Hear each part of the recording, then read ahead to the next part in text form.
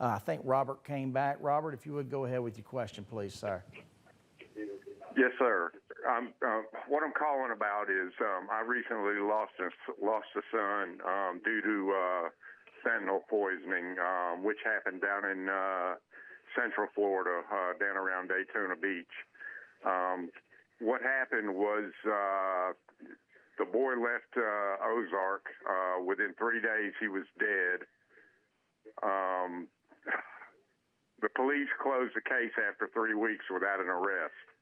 Now, I thought there was laws on the books about fentanyl, and I'm trying to, get an answer. I'm a grieving father, grieving parent. I'm their only parent.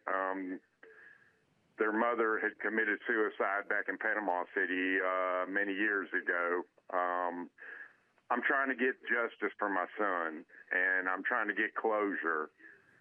No, and I'm having one heck of a time.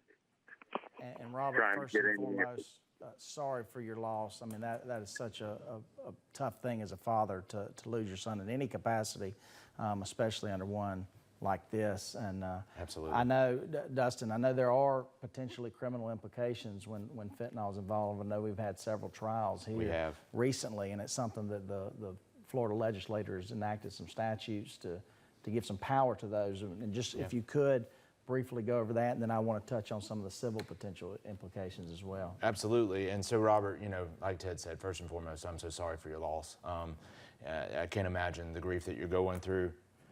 I'll tell you, he's right. We have had some trials. If the investigating authority can trace where this fentanyl came back from, there's a potential that there could be some homicide charges that come from that. And specifically in Florida, there's a law called Marsy's Law. Right. And I think that potentially you being the next of kin, maybe there are Marsy's Law attorneys, they're victim rights, able to protect victims' rights. So maybe you could contact somebody about that. That would be my suggestion. But there are potential like homicide type charges that could come from that. And Florida does have really stiff laws about trafficking in fentanyl. And so I would say that there are some potentials there for this person to be charged. Very much so.